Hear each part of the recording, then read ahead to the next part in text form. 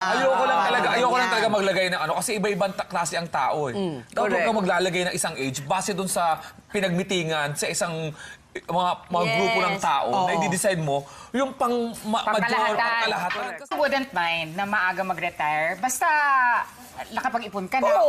May mapang-asawa ka na. Ayan ka na naman. Alam mo ito? Naging trophy wife. Dalawang episode ka na, ha? Trophy wife. Asawa.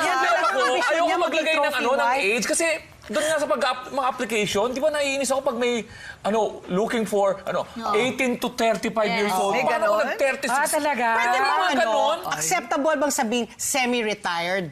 Di ba? Semi-retired in the sense na, yun na nga, yung gusto mo na lang magtrabaho sa gusto mo, hindi ka na kailangan yung araw-araw. Alam mo, nakakalito yung semi-retired.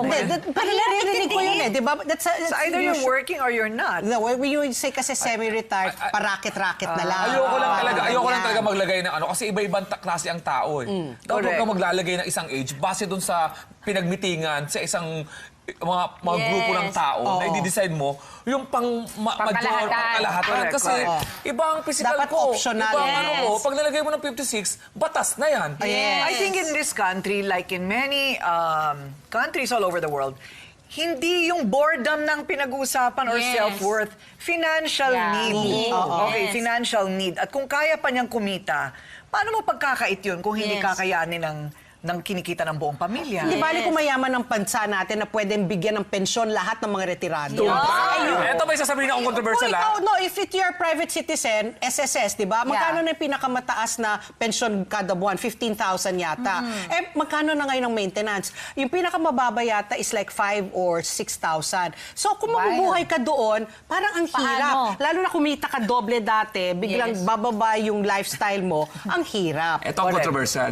Knowing Pinoys. Pag nagpapaliga nga sa mga kanto, ang 15 years old and below, may mga 17 years old sumasali, ang ginagawa, inaayos yung birth certificate para mapasok yung liga na yon. Kahit malalalago na yung mga balahibo sa kilikili, 15 years old daw. May tumitira ng free throw, may sisigaw na, "Tay, uwi ka na!"